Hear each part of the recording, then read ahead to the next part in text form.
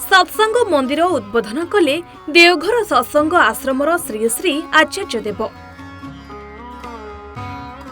तीर्तोल थाना अंतर्गत राहामा सत्संग विहार आश्रम रे आज श्री श्री आचार्य देव पदार्पण करथिले। तांको कर कमल रे सत्संग मंदिर उद्बोधन होइथिला। श्री श्री आचार्य देव कहिथिले जे ठाकुरंक निर्देश को प्रत्येक कर्म भितरे वास्तवता कराइबा हेला आमर प्रकृत कर्म।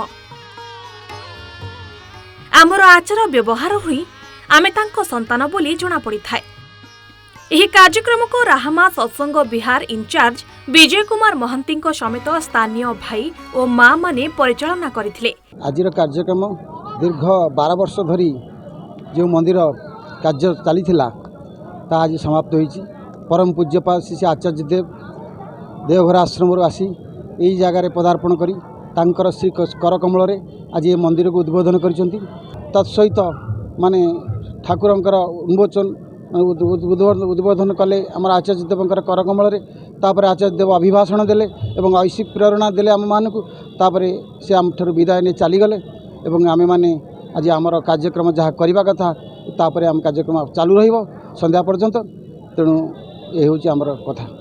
एथिरे दंडमीर लथांग ओकला पंकपाड़ तीर्तोल कनकपुर गोविंदपुर नाउसिरा तेंतुलीपदा बालिकणी निमाकणा नुआपोखरी प्रभृति अंचल 5000 ऊर्ध्व श्रद्धालु माने जोग देइथिले।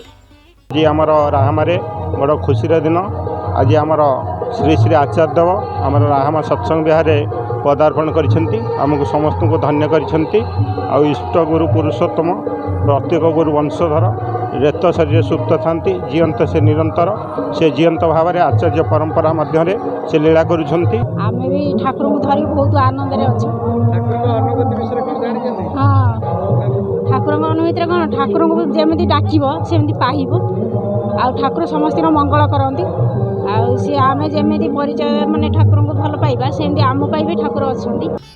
तीर्तोल जगन्नाथ प्रसाद साहू को रिपोर्ट सूचना टीवी।